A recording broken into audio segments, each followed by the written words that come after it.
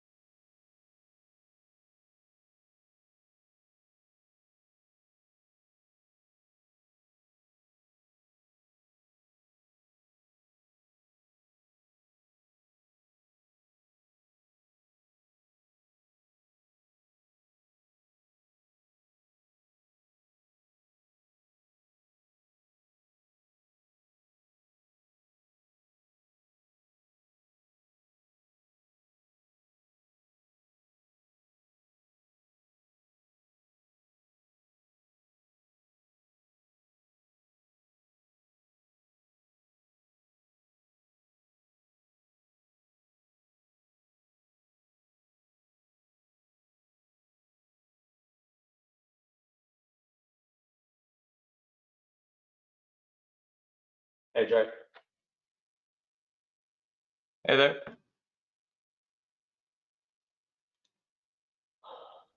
Hey, I just checked the old meet. No one's in there, so I don't know if Yeah. I'm not too worried about it. Yeah, I was testing as well. I was looking into it. Yeah, no, it should be fine. Hey, are you available right after this? What do you mean? Just a quick call right after the webinar. Oh, yeah. I saw didn't I answer the email? Oh, you did. That's right. It's actually not about that, but I'll talk to you. I'll talk to you afterwards. Yeah, right after. I do have a window open right after this call. Okay, cool. Okay. All right. Sorry for the side chatter there, guys. We're gonna give it about 1, maybe 2 more minutes. Let some more people join, and then we're gonna get started. Once again, thanks for everybody who's joined. Keep in mind you are going to be muted for the entire presentation. If you do have questions, if you'd like to ask them in the chat panel or the questions panel, we've got a couple of our sales engineers, including myself, on today that'd be happy to answer anything that comes up. And we will open it up towards the end for Q&A as well. So 2 more minutes, guys. Once again, grab a glass of water, grab a cup of coffee if you need it, and we'll get started here very shortly.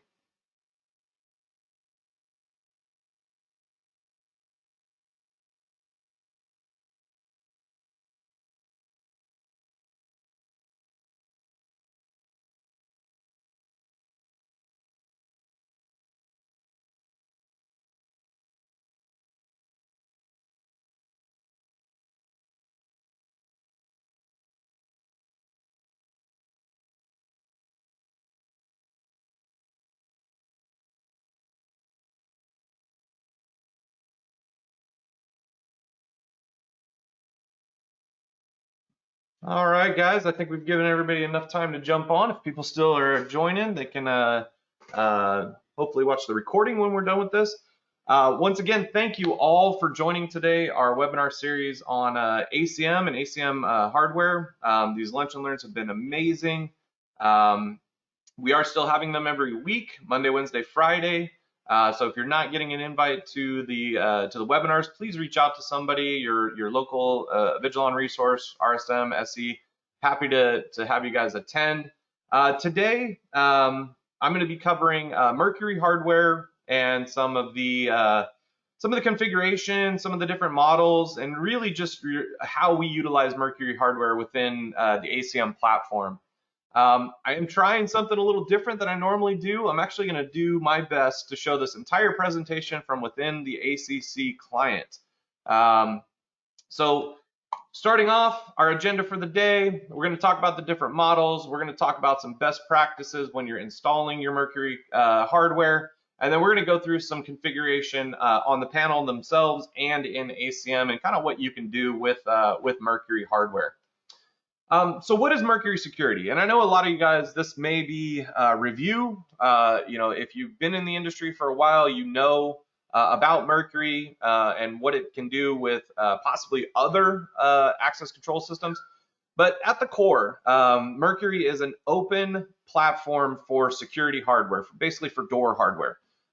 It provides a lot of flexibility because it does work with multiple OEMs in the physical access control space.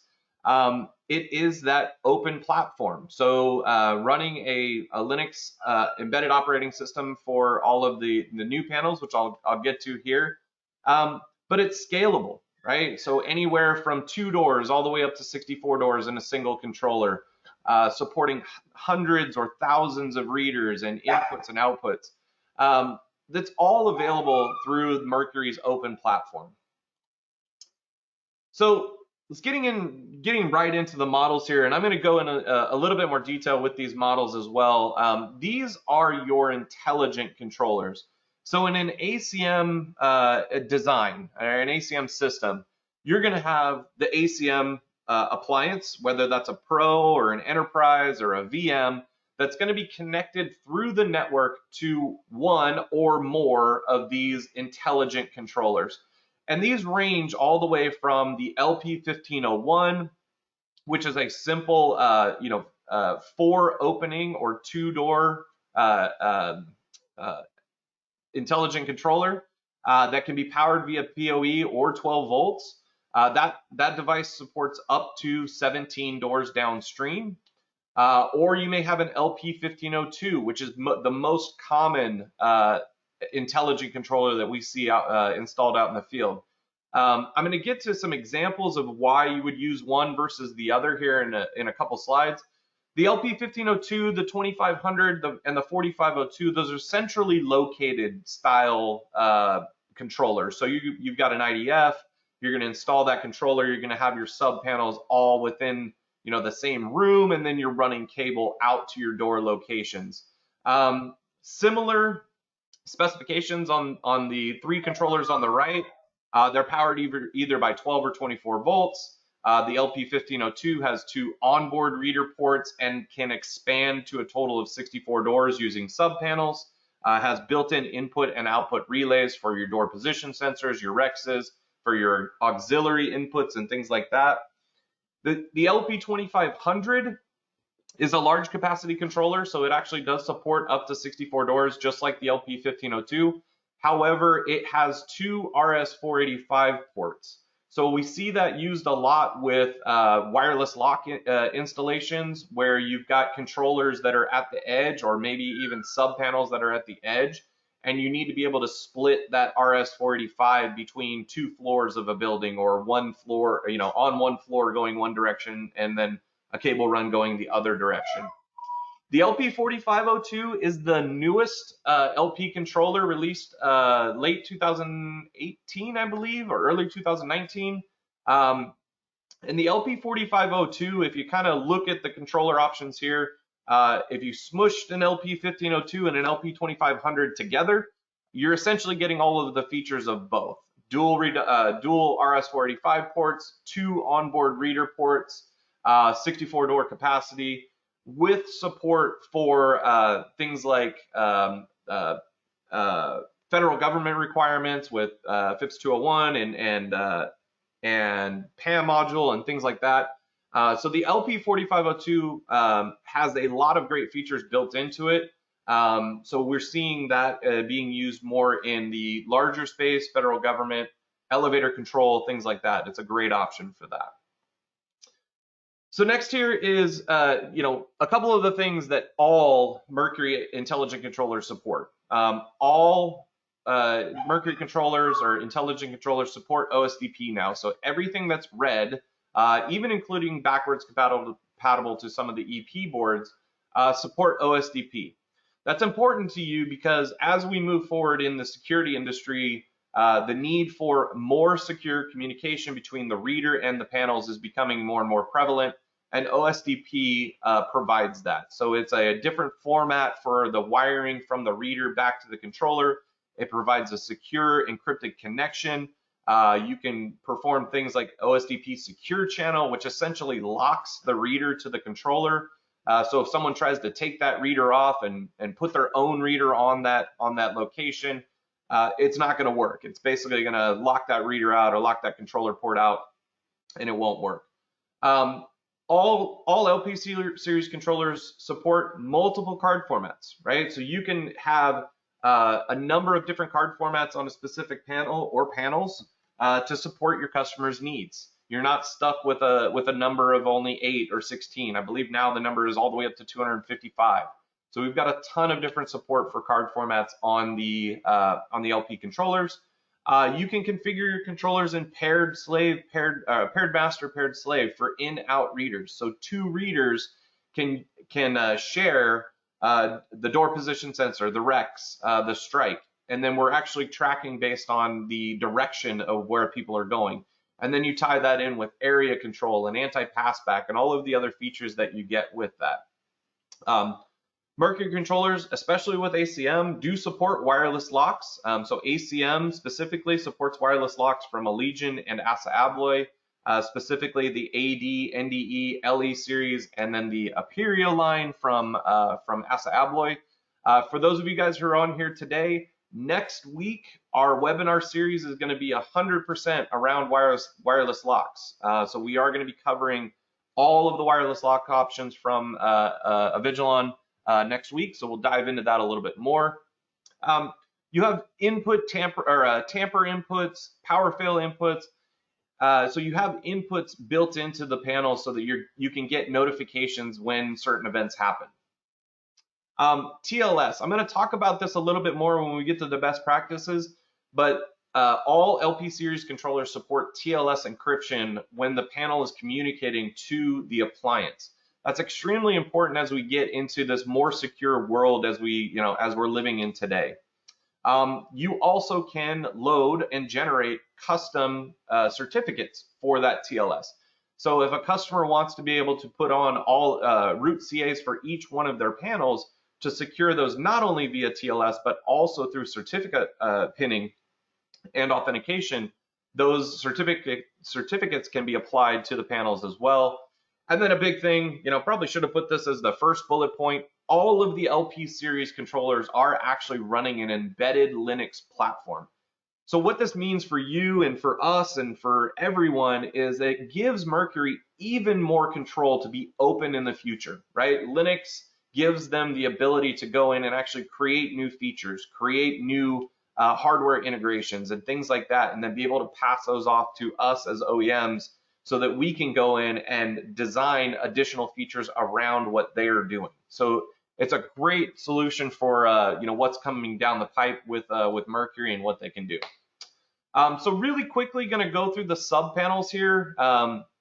Basically, in a regular design, you've got an intelligent controller.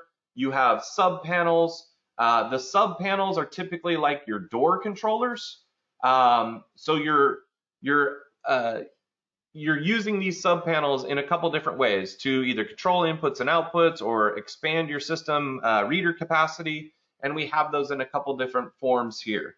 So the MR50 is a small, call it one door. It is essentially 2 openings, so it can support in-out with OSDP only. And typically we see that installed at the edge or at the door. You're going to put that above the door in a small, double gang or triple gang box, and then do all of your wire connections from the door to that controller. The MR52, this is our most purchased or most sold product within Avigilon ACM because everybody needs doors and that is a 2-door sub panel. Now, when I say 2-door, that's for Wiegand. If you are using OSDP, you can create 4 doors on an MR52. However, they do need to be configured paired master, paired slave. So you're not getting 4 individual doors. It's essentially 2 openings with 4 readers. The LP series controllers do support that as well. But the MR52's got 8 inputs, 8 outputs for your input devices, door position switches, Rexes, and 6 outputs for your locks and for your auxiliary outputs as well. The 2 in the middle, the MR16 in, the MR16 out, those are used for a lot of different applications, especially things like elevator control, where we need to be able to control individual floors by outputs. We need to monitor those inputs from the elevator system using an input device, or we need to turn lights on. We need to connect ACM to a third-party application that's going to receive a bunch of inputs from our system or a bunch of outputs from our system. The same thing with the MR16 in. We see that used in situations where a customer wants a monitoring a bunch of doors that don't actually have readers. So we're creating them as a reader inside the system, or we're creating them as a door inside the system. However, there's no reader there. We're just monitoring the sense or the state of the door, in or out. The last one, the MR62E, is a network-based sub panel. Once again, this guy does support 4 OSDP readers. They do, however, need to be readers that can be addressed. And we are going to go in a future webinar, we're going to talk a little bit more about what OSDP is and how it works. So we'll cover that in that webinar. But the MR62E can be, once again, installed above a door. It can be powered via PoE or 12 volt, and it does support up to 4 openings. So a couple quick system design examples. This is essentially what it would look like if you were doing a typical, what we call clustered 16-door solution. So you've got a door, you've got an enclosure. Hopefully it's a life safety power supply enclosure. You've got your LP1502 and then 7 MR52s that are going to be wired to devices downstream. So you've got reader, you've got your Rex, your Strike, all of the other, all of the other devices downstream from the panel. But everything is wired back to a single location. Okay, so the IDF room or the MDF or the electrical closet or whatever it is. So all of that is wired back to a certain area. We're seeing more and more in today's connected world of this design. So on top of all of this, I probably should have put that there, but you've got ACM living somewhere over here, that appliance that's connected to the customer's network. And they've got PoE switches or PoE plus network switches.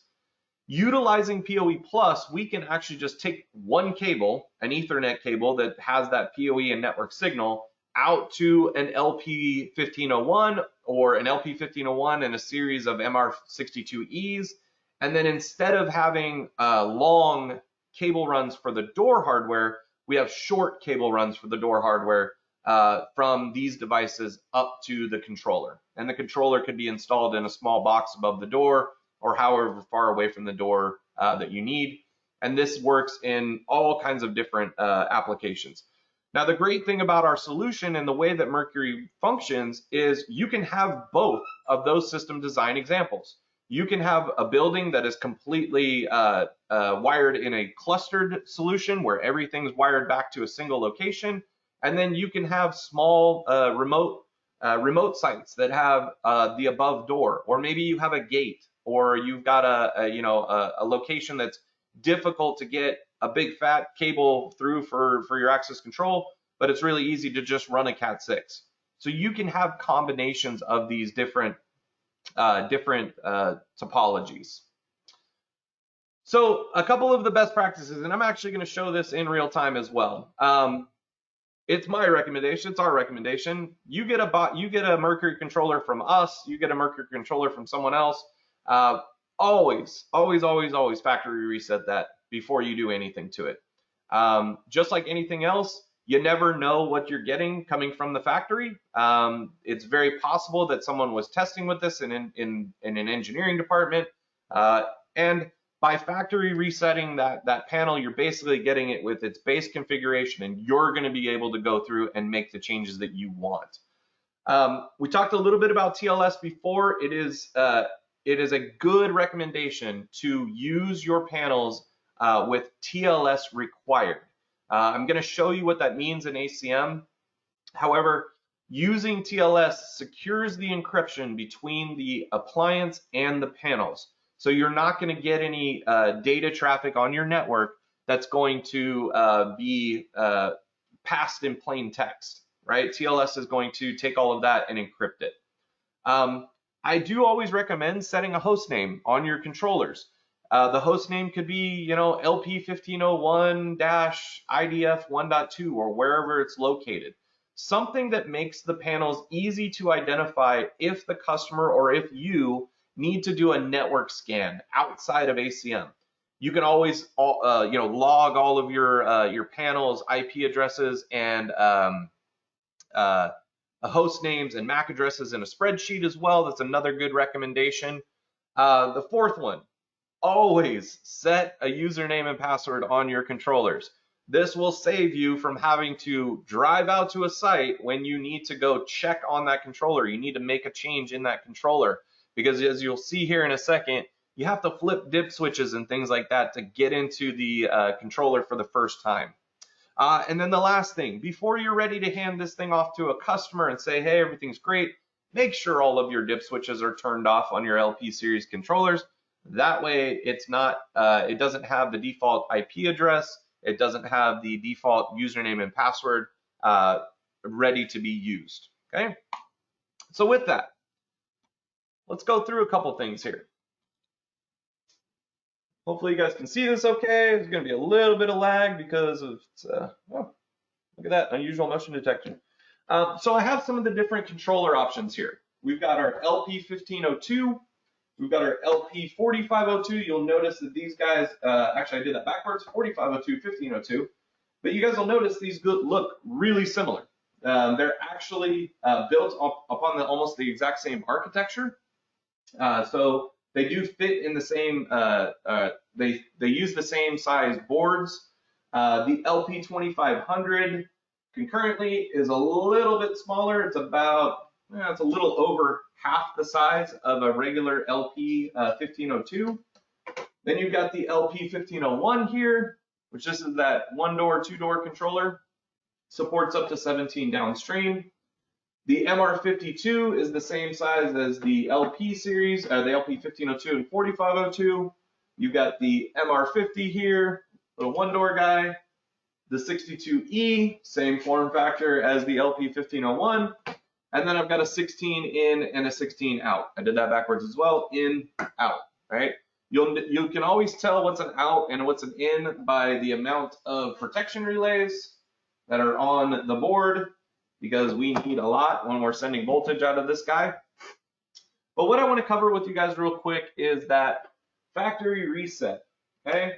So I'm going to fire up my LP1501, and within 10 seconds, I'm going to flip dip switch 1 off. And hopefully this thing goes and we can see the light will start to flicker here, right? So we're now going through a bulk erase on the LP1501. And in about a minute or so, this panel will be reset back to default.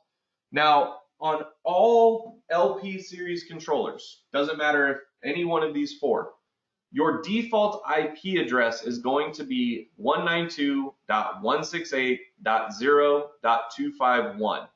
And that's how you access the controller for the very first time. So when you're doing what I'm doing here, you're bench testing or you're bench installing all of an equipment for a job site, you do want to do these one at a time and address them accordingly, so that you don't get any network collisions and things like that by having a bunch of controllers that are all the same IP address together. Okay, so we look like we might be good here, and I'm gonna go ahead and pull up my Mercury default. And we're going to try to log into this guy for the very first time. And if this doesn't work yet, this just means that the panel is still rebooting, which it looks like it is. We'll give this one more minute here, guys. While I'm waiting for that, yes, I see that.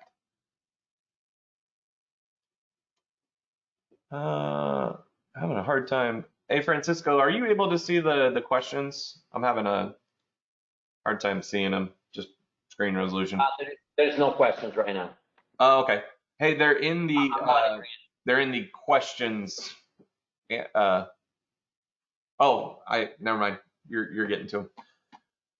So when you log into your panel for the very first time, it's going to say click here to log in. Your default username and password is admin password. But before I can click log in, I need to flip dip switch 1 back on. Okay? So dip switch 1 on these controllers.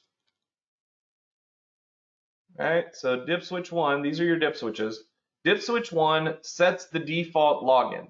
Dip switch 2 sets the default IP address. 3 and 4 are used for communication. Actually, number 4 is on the LP series controllers. This one here will set the LP controller into what we call legacy mode. If you have an ACM system that is not running version 5.12.2 or above, essentially we didn't have a way to add LP controllers to those previous versions.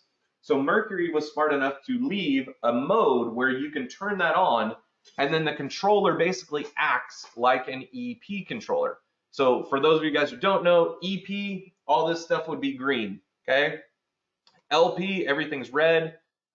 It's just the generation, one generation above where Mercury's hardware was previously. Okay. So now that we're in our LP 1501, there's a couple things we can look at and we can go in and do. You can set notes for this. But the first thing that we need to do is we need to change the IP address, and we need to change how this controller is going to communicate to ACM. So as I mentioned, one of the things that's a good idea to do is change your host name. So I'm going to go LP 1501. I'm going to use a static IP address. So this is my static IP network. Okay. And I'm going to set a gateway. And I'm also going, because I want this controller to register in DNS in my my domain controller, I'm going to add this to my domain as well. This is not a necessary step if you don't need these to register with a domain controller. And then we want to make sure that we set a DNS server. Okay. Now you'll see when I click accept, I'm not actually making the change to the controller yet. We're going to do that here when we apply the settings. So the next thing that I want to do is I want to check my my host connectivity. So LP series controllers, or all Mercury intelligent controllers, have two ways of connecting to an appliance. The default is IP server. Basically, the appliance, ACM, is going to go out and look for that controller, and we're going to make that connection. The other way to do it is IP client, which is we tell the panel where the access control system is, and it does what we refer to as call home. So it's using a connection, and it makes a connection using the MAC address of the panel back to ACM. This is great for remote sites where you just need to spin up a panel and you've got maybe internet connectivity there. You're on a 4G connection or something like that, and you just need to get back to your appliance. However, for the purposes of this, I'm going to set mine to IP server, and I do want to set my data security to TLS required. If you are using TLS, you want to set this to required. I have seen some panels go out recently that have had TLS if available. We actually don't recognize that. With ACM, what we recognize is we need a secure connection from start to finish. So you have to set this to TLS required, or basically ACM is not going to make that connection. Okay, so we'll go ahead and accept that. And then the last best practice that I told you guys to do, we want to set a user. Okay, so there's one already in here. I'm going to go ahead and delete that.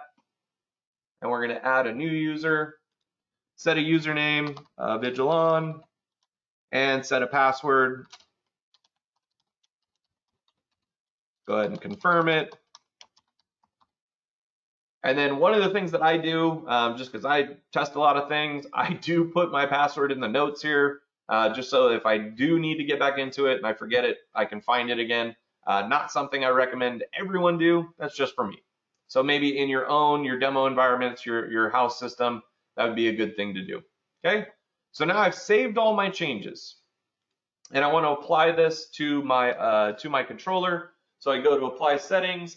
I say Apply. It says, hey, all of your dip switches are not turned off. It even reminds you to go over and turn all your dip switches off.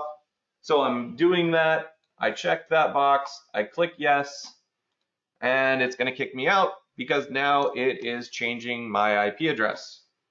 Okay. So while that's rebooting, we'll come over here to ACM. And these are panels that are already configured on my system. So you can see I have some EP controllers. I have a couple LP controllers. We're going to go ahead and add this new LP1501, and we're going to add it as a brand new controller on our system. And we are going to add it using TLS. Unfortunately, I don't have the ability to add it with a certificate right now, but we can do it with TLS. So first thing we need to do is add a panel. And we're going to go ahead and just call this LP1501.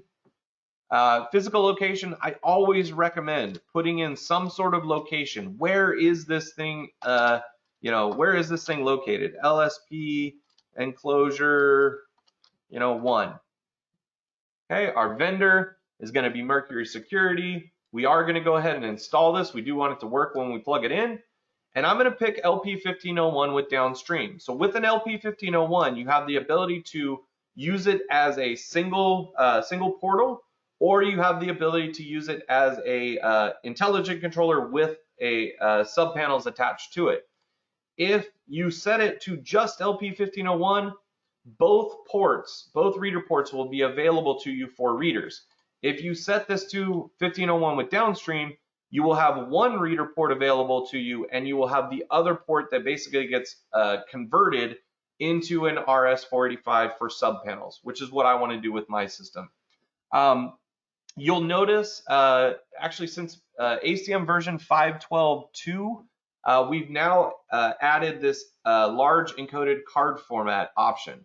This is an option in ACM for federal government sites or customers that have 64-bit cards and above. So we have seen some 75-bit, 128-bit, 200-bit card formats, especially in the FedGov space.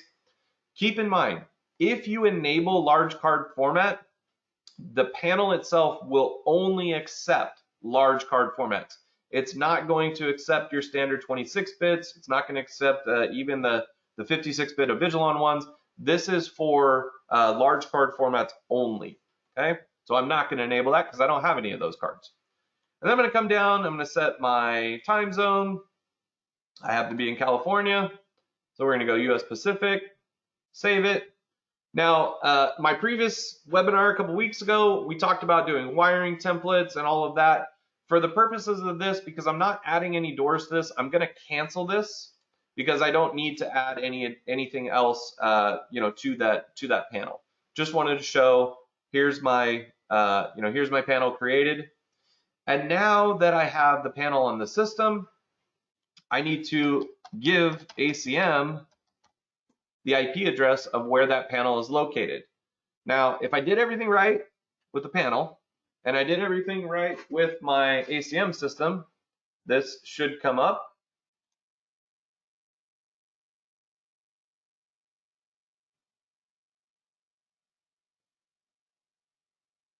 And if it doesn't, I did something wrong.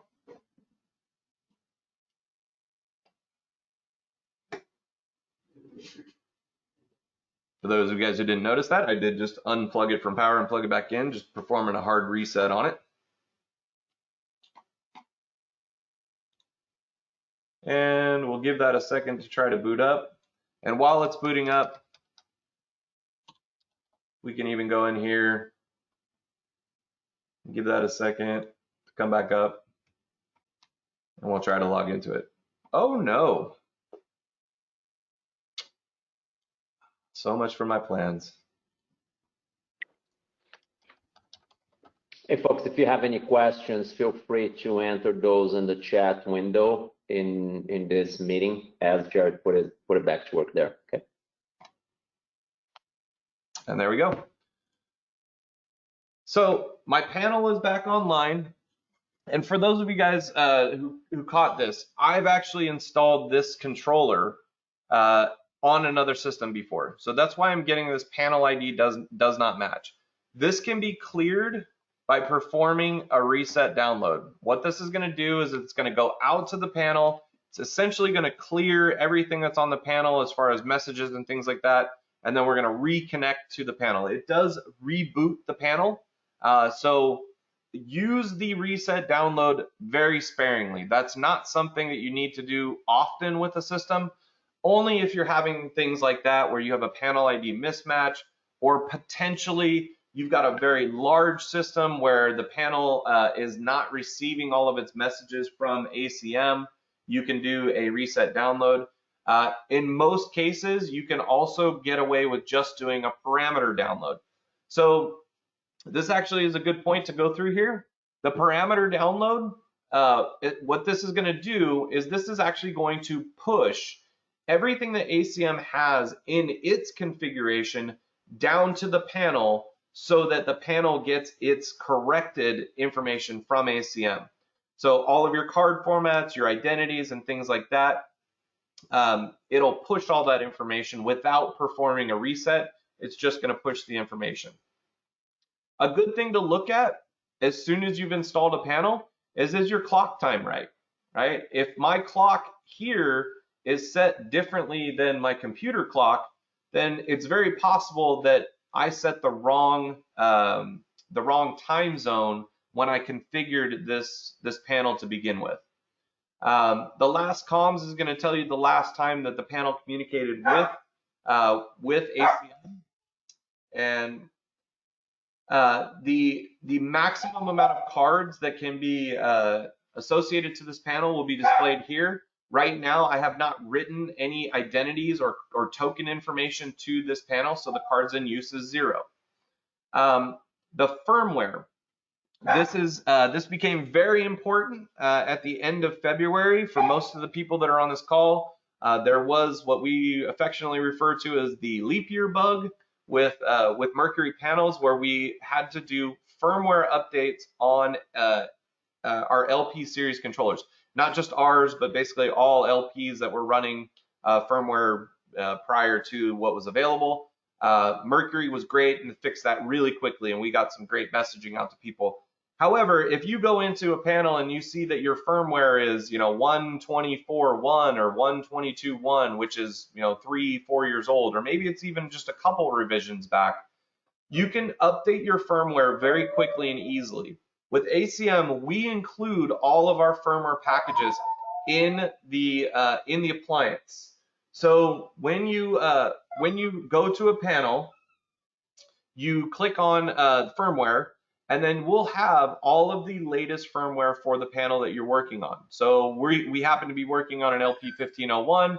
If I needed to update that firmware, I could simply just click apply, and it would push the firmware, and in roughly 5 minutes or so, the firmware would be updated, and the panel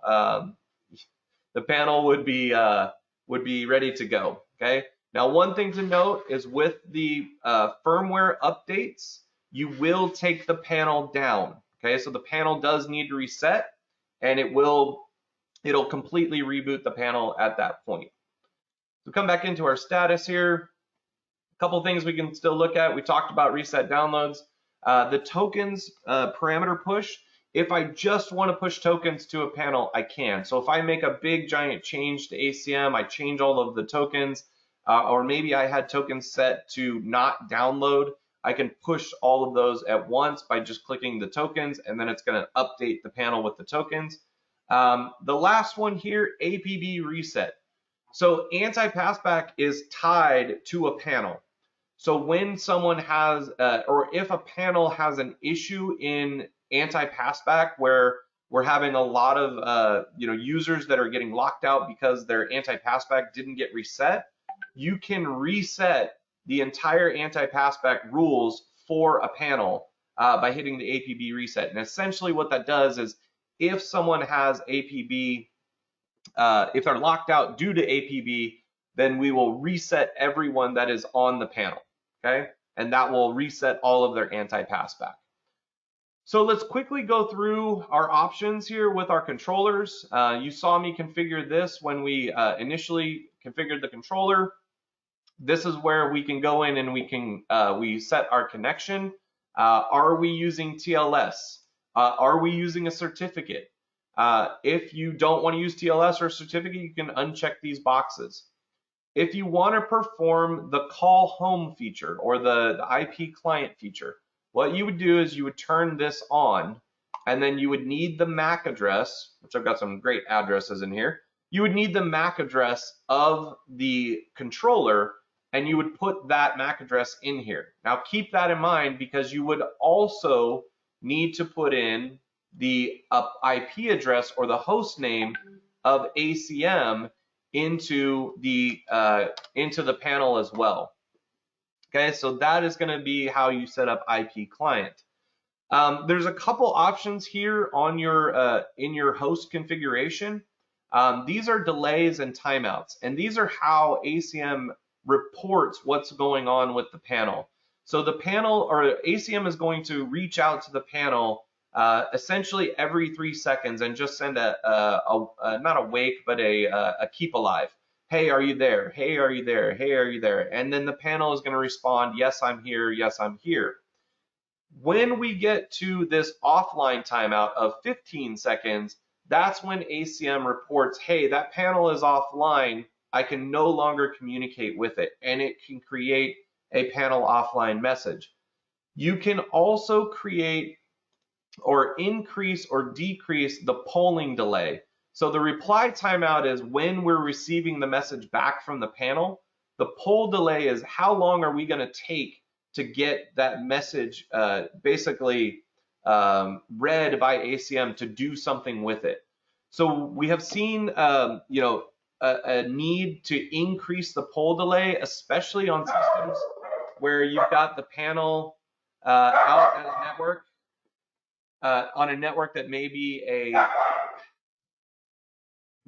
in a sketchy network environment or over a public internet connection, changing the polling delay will help with that. So those are some of the things that you can change. When you have sub panels that need to be added to the system, you can add your subpanels here from the subpanel menu. So with the LP1501, like we mentioned before, you can add up to 8 subpanels that are 2-door subpanels, or up to 16 1-door subpanels for a total of 17 doors. So if I wanted to add an MR52 here, simply name it MR52-1, same thing, it's in IDF 1.1. Model is going to be a MR52. It's going to be using RS-485 port number 2. I'm going to go ahead and install this, and I'm going to say it's address 1. If that MR52 is using elevator inputs and outputs, I could select that. Once again, another topic for another webinar. Stay tuned for that one. So we save that, and now we have a sub panel included in our RS-485 chain. If I look at the status here, you'll see that my LP controller is green and working. So we give you messaging here in the status of the panel of what's working, what's not working. Communications, power, tamper, and reader. And the same thing with the sub panels. We give you all of the communications, power, and tamper as well. So right now, I don't have a way of wiring that up in a timely fashion, so I'm not going to wire that panel.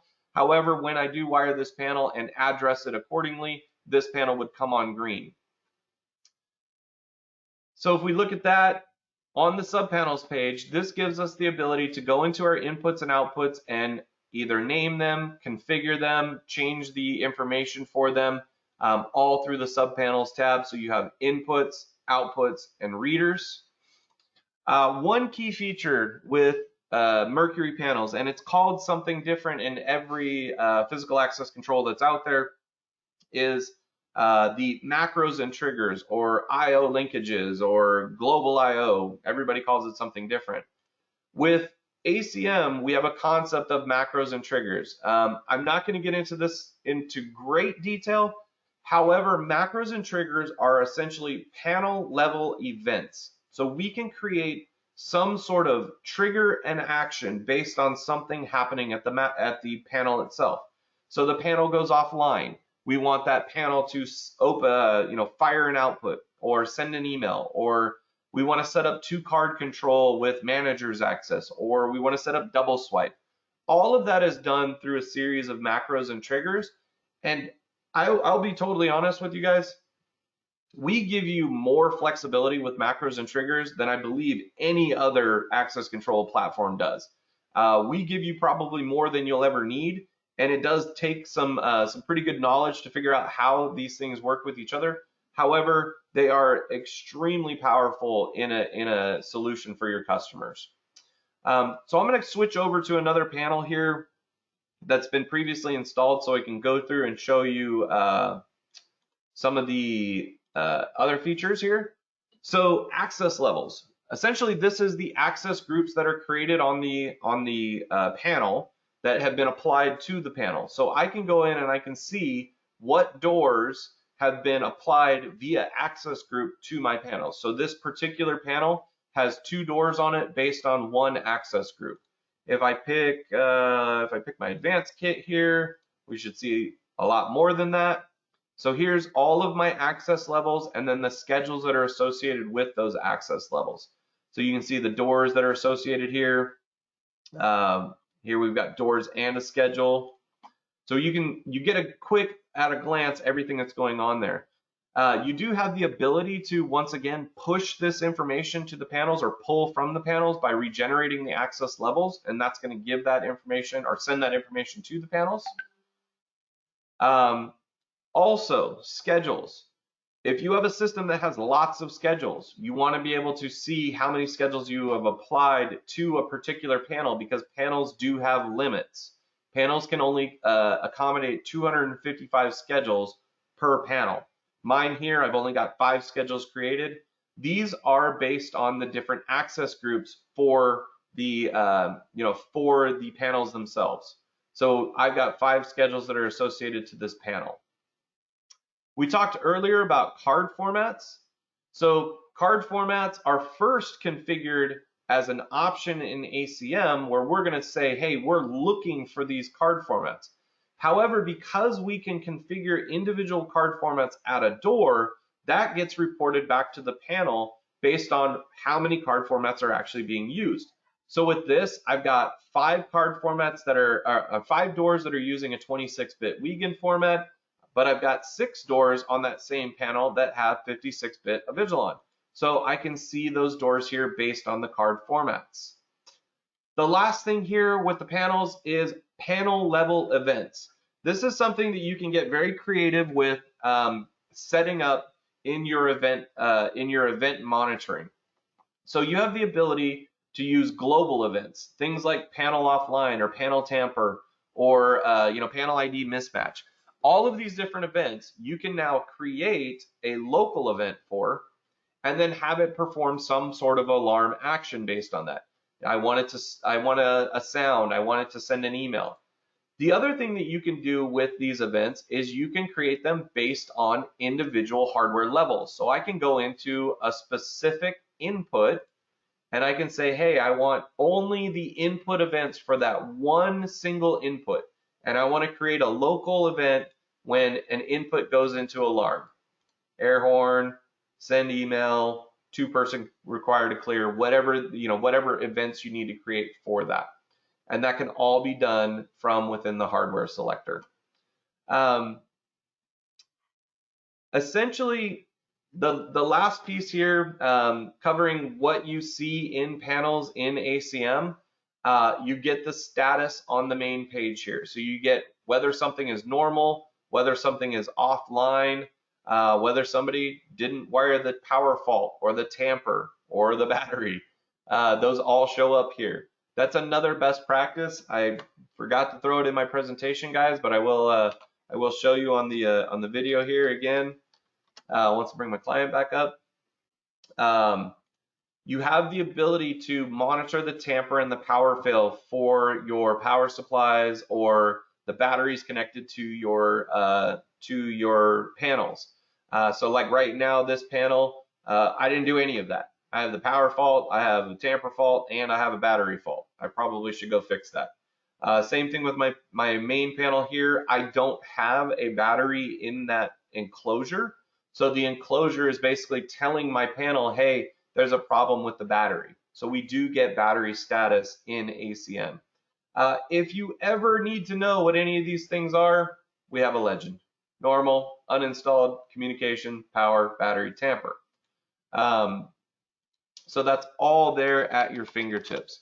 One thing, I'm going to try to log into my system here so I can show you on a panel where the power fault and the tamper are and where you would normally wire that to. Apologize, guys. Patient 1 second here. So we bring this back over. So if we look at, let's go with our LP4502. Okay. So the LP4502, you've got your network jack here, this way. You've got your power connection. You've got a tamper connection below it, and then you have your power fail connection right below that. Okay, so all of that is right there on the panel. Now the tamper would be to some sort of tamper switch. All of the life safety power supplies that we offer have a tamper switch. So you literally just need to wire the tamper to these two points here, and then when someone opens the cabinet, you will get the tamper message in ACM, this guy here. Now, if you wire your battery or your power supply power fail circuit to this bottom one, when the system loses AC power and goes over to battery power, you will also get a notification as well, and that'll be done through the battery. If you guys don't have a power fail or a tamper, and you want that message to go away in ACM, you simply need to wire, I'm going to find one here, wire a jumper, sort of like this, between these two poles on the tamper, just like that. So if you wire a jumper between these two poles, essentially you are going to be shunting the tamper and the battery status. Now this is a good idea for your sub panels, because if you notice, your sub panels have a tamper circuit as well. Okay, so an MR52 has tamper and power fail. It's not always necessary to wire the tamper to every single sub panel in your system. You can just run a jumper between these two. So guys, I'm gonna stop talking for a second. I'm gonna try to go through a couple of these questions. If you have a question and you want to come off of mute, you can always raise your hand or put a question in the chat window there.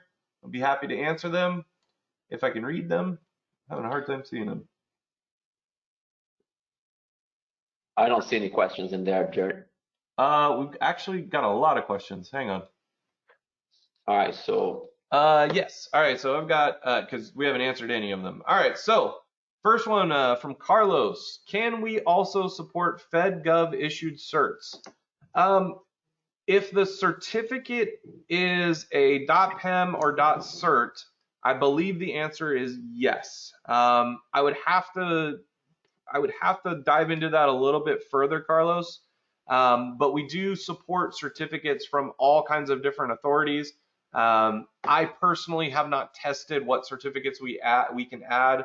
I do know that 2 of our team members are actually working on some federal government stuff right now.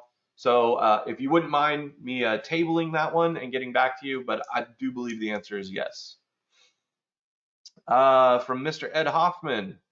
Welcome, Ed. When the MR52 supports 4 doors as OSDP, does that even include if we have OSDP devices that are... So essentially, yes. Depending on the type of controller or subpanel. So the MR52 has 2 reader ports that can support 2 readers each in a daisy chained mode, right? So I can take the OSDP wire from my D0, D1 out to 2 readers and daisy chain 2 in one chain off of here, and I can daisy chain 2 off of the other reader port. But it's only 2 on the MR52. On the MR62E, this guy here, you'll notice that you only have 1 reader port, and this is OSDP only. So you would have to, if you wanted 4 readers to come off of this one panel or subpanel, you would need to daisy chain all 4 readers, and they would have to be addressable. So OSDP allows you to address or allows you to use addressable readers. So HID mobile readers allow for addressing of the OSDP chain. Verdi biometric readers do as well. So technically, yes, on both of these, you can have 4 doors. However, on the MR52, it has to be 2 doors in paired master, paired slave. It can't be 4 individual doors. This only supports 2 openings, as it were. Can the PoE controller supply lock power? Absolutely. So the LP series and the the LP 1501 and the MR62E, if you're using PoE Plus, both provide 1.5 amps at 12 volt lock power out of this guy right here, I believe, or maybe it's this guy right here. There is a voltage out. That 1.5 volts, however, is for the total load on the controller. So that does include your reader power, and it would take into account any lock power. So if you're using like an HID RPK40, which is going to draw 225 milliamps, and you've got 2 of them, you've now cut this down to about 750 milliamps or 650 milliamps of power that you have available to push out through that 12 volt output. Fire alarm release input for drowning maglock power. Typically when we talk about doing maglock or alarm release power, we do it in the power supply. So all life safety power supplies do have a fire alarm input that will either cut power or energize based on fire alarm. You can use an input on a Mercury controller. However, that is going to be determined by your local building code. These are technically not life safety devices. Therefore, they should not be the first device in the chain of a life safety event such as fire. That should go to the power supply, the life safety power supply, or whatever power supply you're using. Are there vendors? Oh, Ed, the answer to your second question about factory resetting, really it is just a best practice. It's a best practice for a lot of devices, not just these Mercury controllers. I actually recommend people factory reset their Avigilon cameras before they install them. You just never know sometimes what you're going to get. We do a great job of QAing all of the products that leave our shipping and receiving areas. However, sometimes we don't know what we're getting because all Mercury controllers are OEM from another manufacturer, and sometimes we just package them up and send them out.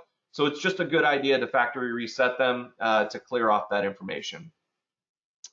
Does the controller have to be in an AC enclosure for gates or placed in an outdoor enclosure? Not necessarily. I would definitely check the data sheet, Joel, for the operating temperatures. I don't have it right here on hand, but I do know that the operating temperatures are available on the data sheet for all of the controllers. I do know that I have LP1501s and MR62Es installed in the edge in some very warm and some very cold places. But obviously check the release notes or the data sheet just to make sure. We talked about that one. Test question for Rob Foster. Thank you, Rob. Is IP client option available on EP panels? Yes, it is available on EP panels. All of the IP or IP client or IP server options were available in the EP series. That may be a firmware issue that you're experiencing by having the panels drop off. It's also could be a communication issue where when you're doing IP client, the panel needs to be able to talk on the Mercury port that the appliance is going to be looking for. So by default, that's port 3001. That is configurable. But you do need to make sure that the appliance is able to actually have that Mercury Connect port open as well. If the certificate required option is checked, would the end user have to? Yes. So Frank, the answer to your question about SSL certificate, the answer is yes. When we talk about certificate authentication, that is a root CA or a certificate being pinned directly to that panel using TLS. So the customer or even you as the partner, as long as you can have that .pem certificate pinned to the controller, then that would work. Any advantage to using the 4502 over the 1502? Really, the big advantage right now is in the federal government space. Because of the 4502, you can order it with the built-in PAM module or is that personnel authentication module? Francisco, Bill, if I'm wrong, please chime in. It allows that module to be built in. The other thing to consider with the 4502 that is not currently available with us yet, but is slated in our roadmap, is the 4502 has built-in elevator or destination dispatch capabilities with certain elevator companies, ThyssenKrupp, Coney, Schindler, and we are looking to support that later on this year. However, right now the 4502 is kind of a niche product for basically for federal government. However, there's no reason not to use it other than there is a pretty significant price difference between a 1502 and a 4502. Yeah, so Jared, if you ask that, my opinion is that between that and the 1502, I would stick with the 1502. There's no real advantage for you to use that board right now. And the price is more expensive for the capabilities that are there that we're not currently using. So I wouldn't not suggest using that board. Awesome, thank you. Andy, that's actually a good thing to talk about real quick. So I did talk about the power budget on the 12 volt out. Basically, when using PoE Plus, you do have to be very careful about what you're powering downstream. If you have a Rex, if you have a specific reader, you need to double check your reader voltage budget, your Rex voltage budget, your lock voltage budget. You need to check all of those things so that you're not overvolting the controller. I have seen cases here recently where we were trying to do everything with just an LP1501 powered via PoE, and it just wasn't enough power to do two readers, a Rex, a lock, all of the stuff that they had configured. And we ended up switching over to a 12 volt 3 amp source, which ended up having plenty of power for everything. So you do have to be careful with what you connect to edge devices. I do know that we typically have this slated for an hour. I would like to try to get through the rest of the questions here because there's a lot of them. If you do need to jump off, please don't hesitate to. We are going to be sending out this recording when I'm done. Reader option for biometric. Oh, yeah. Hey, Jared, there is 3 questions from João Oliveira. I worked with him before. I'll take that offline because they're related to biometric readers, not the Mercury controllers in essence. So, João, just get in contact with me. You know my contact information, and I'll assist you with that, okay? So, yeah, you can skip those and just go ahead and Okay. jump to the other ones just Thanks, to save some time. Thanks, Francisco. Is the reader next to tamper onboard battery indicator? Ed, I'll get back to you on that one. We should talk about that one. Access level names actually being reflected at access level. So something to consider. Basically, the question is, can we have the access level or the access groups that we create in ACM reflected in the access levels at the panel? Currently, no. I don't have an answer as to why that is. But basically, when we create an access group in ACM, it attaches a numeric value to that, and that is what the Mercury panels see as the groups on that panel. And we number them according to basically when they were put into the system. Something to consider. We can certainly take that up with our design or development team. Brand new install. What is the order of creating roles?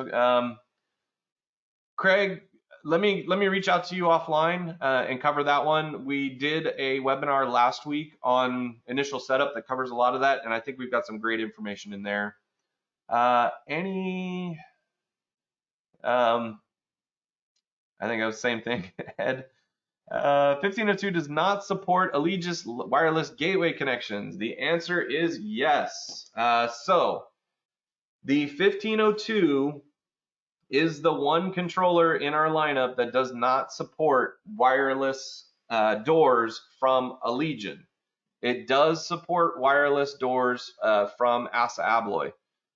So if you are building a wireless lock configuration with 8400s or NDEs or LEs, you're going to want to use the LP1501 or the LP2500. If you're using a Perio, you can use any of them. No, you cannot see my dog, nor do you want to. She was in her crate, and yeah, really mad about that one. Can we run an H4 video intercom with combination biometric reader through ACM? Francisco, you're going to take that one. And what would you suggest for remote access? Remote access to the panels or remote access to ACM? What's the question there?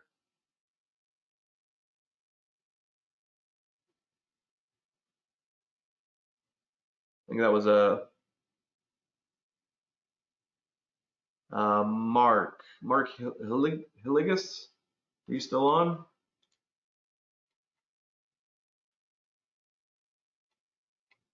All right, Mark, in the essence of time. Oh, for the appliance. Remote access to the appliance. Personal opinion, our appliances shouldn't be public on the internet. They should be behind a firewall. They should be protected by some sort of firewall equipment. If you have a need to access your appliance, you should be using either VPN or using a remote access client, TeamViewer, something like that to access your system. However, if you are confident in the security of your network, then you can do things like port forwarding of the web port or port forwarding of the Mercury client port and make that publicly accessible, but just making sure that the appliance is behind a firewall. We always recommend as much security as possible, but we do also understand the need for having internet connected devices. That's what ACM was designed to be. Core driver for migrating 5 to 6. Licensing is probably the biggest one right now. Many of you may or may not have seen April 15th was basically the EOL for ACM 5 licenses. Another couple great things would be significant performance improvements from ACM 5 to ACM 6. We've added local backup. We've added support for the LP4502. What else? I mean, just tons of stuff. Bill, I think what I would love to do is figure out where you are and give you just kind of maybe a personalized update on differences between them, and why your customers and you as a partner should, or you as a customer should be upgrading. So I've got your contact info. I'll make sure someone reaches out to you from our sales team. With that, guys, since I've gone 6 minutes over, I really appreciate everybody being on here today. The webinar recordings will be uploaded to our folder, and we'll make sure that you guys have access to that. And if there's additional questions, please feel free to reach out to us. As I mentioned, Monday's webinar is going to be on NDE-LE, right, Francisco? That's right. So folks, don't miss next week presentations. It's going to be, as Jared says, it's going to be dedicated to wireless locks. I'm going to kick off with the NDE wireless locks, and we're going to cover that, advantages and everything else that and how that reader works. So I hope to see you all next Monday at noon Eastern time. Okay, noon Eastern.